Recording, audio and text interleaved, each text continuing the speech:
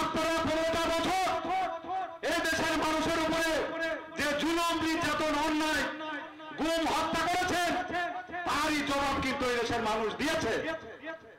আপনারা এই দেশের মানুষের ঘুম হারাম করে দিয়েছিলেন, নির্যাতন করেছেন, মামলা দিয়েছেন, যে কথায় কথায় নাশকতা, এমনকি মৃত মানুষের নামে নাশকতা মামলা দিয়েছেন। এই বৈষম্য বিরোধী ছাত্র আন্দোলনে যারা শহীদ হয়েছেন, যারা এই দেশের স্বাধীনতাই বলবো 1924 সালের 5ই আগস্ট যারা বুকের তাজা রক্ত দিয়ে আমাদেরকে শিখিয়ে দিয়েছেন যে স্বাধীনতা কিভাবে অর্জন করতে হয়। আমরা বলবো এই দেশের প্রধানমন্ত্রী, সাবেক প্রধানমন্ত্রী শেখ হাসিনা, আপনারা দেখেছেন, আপনারা টিভি ভাষ্যতে শুনেছেন তার বক্তব্য।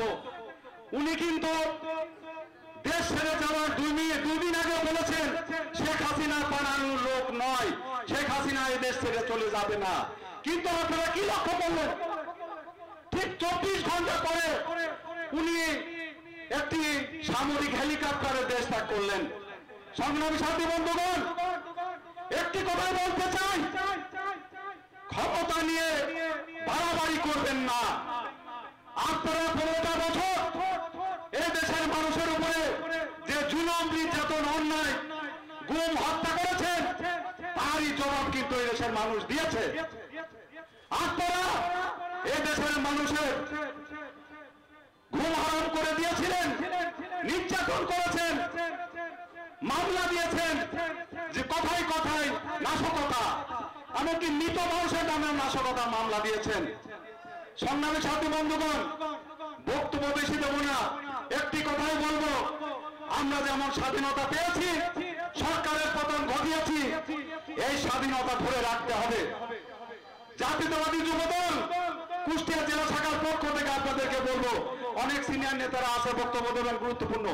একটি কথাই বলবো, আপনারা আমাদের নেতা তারেক রহমান লন্ডন থেকে প্রেস মিটিং করে বলে দিয়েছেন, যদি দলকে কেউ ব্যবহার করে কোন জায়গায় লুটতরাজ করে, সন্ত্রাসী করে, চাঁদাবাজি করে, আপনারা ধরে তার হাত পা বেঁধে রাখবেন।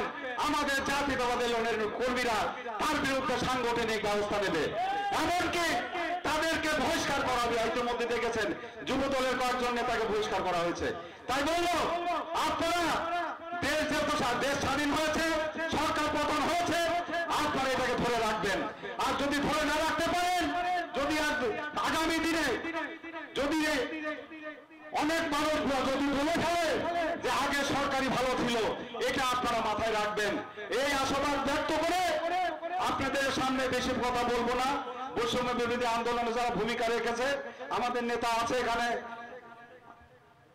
আমাদের নেতা বৈষম্য বিরোধী আন্দোলনে অনেক নেতৃবৃন্দ আছে, তারা অনেক দেশের গুরুত্বপূর্ণ দায়িত্ব পালন করছেন। তাদেরকে বলবো, আপনারা যেহেতু দায়িত্ব পালন করছেন, কিছু দায়িত্ব সবার ভিতর ভাগ করে দিয়ে আপনারা দায়িত্ব পালন করবেন। সবাই মনে করবেন এই দেশটা সবার, এই দেশে আমরা জন্মেছি, এই দেশে আমরা মরবো। কিন্তু আজকে শেখ হাসিনা আজকে কোথায় অবস্থান? আমাদের নেত্রী বেগম খালেদা কিন্তু ঠিকই উনি দেশেই আছেন, উনি অসুস্থ, কিন্তু দেশ থেকে কিন্তু এক পা বাইরে যান নেই। তাই আমি বলবো, আপনারা প্রস্তুত থাকবেন, আগামী দিনে নির্বাচনের জন্য প্রস্তুত থাকবেন। দ্রুত একটি সরকার, এই তত্ত্বাবধায়ক সরকার সংস্কার করছে, সংস্কারের মাধ্যমে দেশে যখন সন্ত্রাসী নির্মূল হবে, দেশে তখন আন্দোলন নির্মূল হবে, দেশে তখন প্রশাসন তাদের সঠিক জায়গায় পা চলাবে, এই দেশে তখন একটি সুষ্ঠু নির্বাচন হবে। সেই নির্বাচনে আমি মনে করি বাংলাদেশ জাতীয়তাবাদী দল সংখ্যাগরিষ্ঠতা নিয়ে ইনশাআল্লাহ ক্ষমতায় যাবে। এই আশাবাদ ব্যক্ত করে সবাইকে রক্তিম অভিবাদন, ধন্যবাদ জানিয়ে আমি আমার সংক্ষিপ্ত বক্তব্য শেষ করছি। খুদা হাফেজ। বাংলাদেশ জিন্দাবাদ। শহীদ প্রেসিডেন্ট জিয়া রহমান অমর হোক। বেগম খালেদা জিন্দাবাদ। তারুণ্যের হকার তারেক রহমান জিন্দাবাদ। জিন্দাবাদ। ধন্যবাদ।